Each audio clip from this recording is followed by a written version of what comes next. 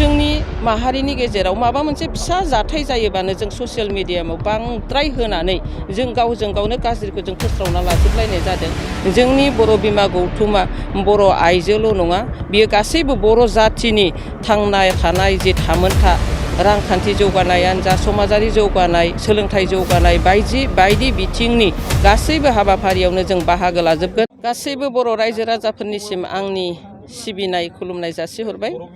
दिनै जोंहा 7 मार्च, बे 7 मार्चआ जोंनि थाखाय बर' बिमा गौथुमनि सेथि जोनोम सान आरो बे सेथि जोनोम सानखौ जों मुलुगनां आइजो सान गाबोननि 8 मार्च बा 8 मार्चखौ लानानैनो बेखौ लोब्बा लानानै दिनैनि सानखौ जों फालिनो लानाय जाबाय।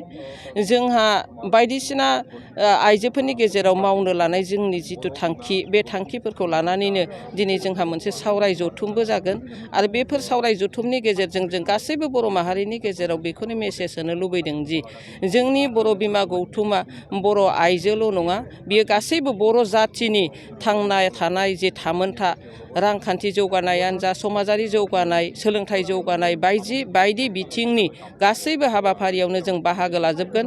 दुलाराय बर' फरायसा आफादा जिखिनि थांखि एबा नोजोरखौ लानानै बर' बिमा गौथुमखौ दाफुंनानै होदों, बेफोर गासैबो नोजोर थांखिखौ मावफुंनायाव जों जेब्लायबो थियारि आरो जोंनि बे बोसोरसेयाव जोङो फ्राय मावनो नाजाबोदों आरो खायसेखौ जों मावफुंनोबो हादों, नाथाय खायसेफोरा जोंहा आद्राबो जानानै दं। बिनि थाखायनो जों दिनै गासैबो बर' रायजो राजाफोरनिसिम बेखौनो मेसेज होगोन, बर' बिमा गौथुमखौ जाहाथे बयबो अनसायो, बयबो मान होयो, गासै बर' आइजोखौनो बयबो जाहाथे गावनि मोदोमनि मोनसे अंग हिसाबै बयबो अनो मान होयो, बेखौ जोङो जेब्लायबो मिजिंथिगोन।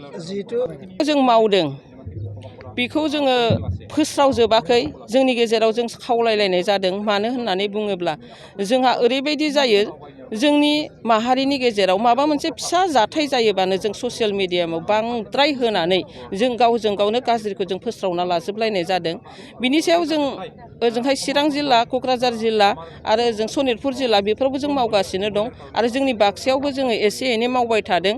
जायफोर आइजोफोरा फरायनाय गारनानै बायदिसिना माबाफोराव मा होनो हटेलफोराव थांनानै, बारफोराव थांनानै जि मोसाबायहैनाय, लोंहैनाय, जाहैनाय, बेफोरखौबो जोङो न' थांनानै जोङो बुजायनायनि गेजेरजों जोङो बन्द' खालामनो फ्रायखौनो जों हादों होननानै मिजिंथिदों।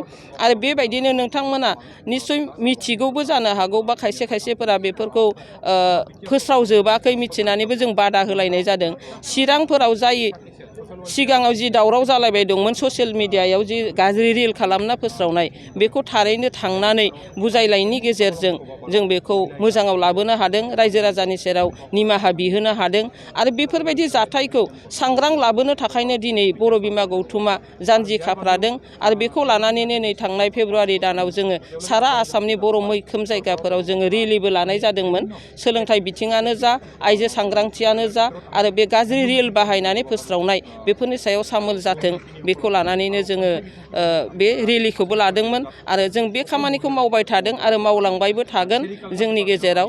दा बे माखासे आइजोफोरा न'खर गारना, बिसि फिसा गारनानै गुबुनजों थांनाय बे जाथाया अबयसे बर' बिमा गौथुमाल' जे मावनांगौ बे नङा, जोंनि बर' माहारिनि गासैबो समाजारि गौथुमफोरानो जों बेनि सायाव जोङो थांखि लानो नांगोन, मावनो नांगोन आरो बर' बिमा गौथुमनि अनगायैबो जायफोर बर' माहारिनि गेजेराव थानाय आइजो गौथुमफोर दं, बिथांमोननिबो बेफोरो गासैबो मावनांगौ खामानि, सारा बर' जाथिनिनो मावनांगौ खामानि। बेखायनो सासे हौवाया जेरै गावनि बिसिखौ मोजाङै बुजायनाय, अननायनि गेजेरजों दबथायनो हायो, गासैबो बर' माहारिया, गासैबो बर' आइजोखौनो जुदि जों अननाय, मान होनाय आरो बुजिलायनाय एबा बुजायलायनायनि गेजेरजों जाहाथे जों गावनि खालामना लानो हायो, बेफोरखौ जोङो जेब्लायबो खावलायबाय थागोन होननानै जोङो दिनैनि गेजेरजों बेखौनो मेसेज होबाय। जिहेथु जोंनि समाजाव आइजोफोरखौ माइनाव गोजोन खालामनांगौ होनना सानो नोंथां? बेफोरो बयनिबो थाखाय नङा जि गाज्रि फोस्रावनाया। जों सानो दिनैसिमबो बर' माहारियाव जोंनि आइजो माहारिया जों माइनावानो आरो जों माइनाव होननानै बेखौनो जों दाबि खालामगोन।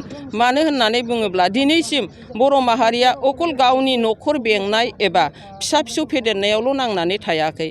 फिसा फिसौ फेदेरनाय, न'खर बेंनायजों लोगोसे समाजनिबो खामानि मावफादों आरो हादोर आरो हारि रैखाथि होनायावबो जोङो माखासे जों खामानि मावदों।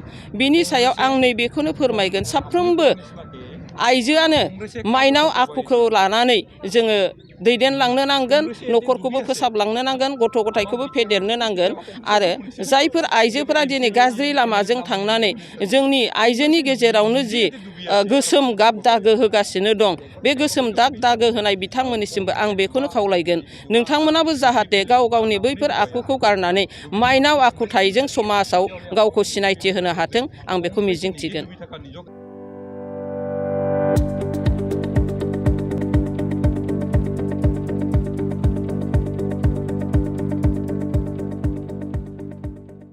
गोजोनथाव खौरां माइ सथा स्कुल एबा आंनि फिसा फरायसालिया लानानै फैदों मोनसे गोजोनथाव खौरां।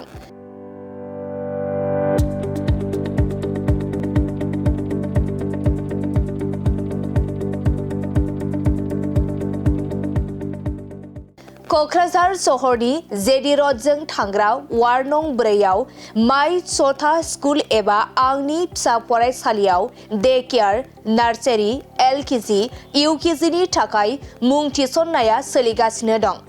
बे माइ सथा स्कुल एबा आंनि फिसा फरायसालियाव फरायसा फरायसुलिफोरनि थाखाय गोबां सुबिदाफोरबो दं।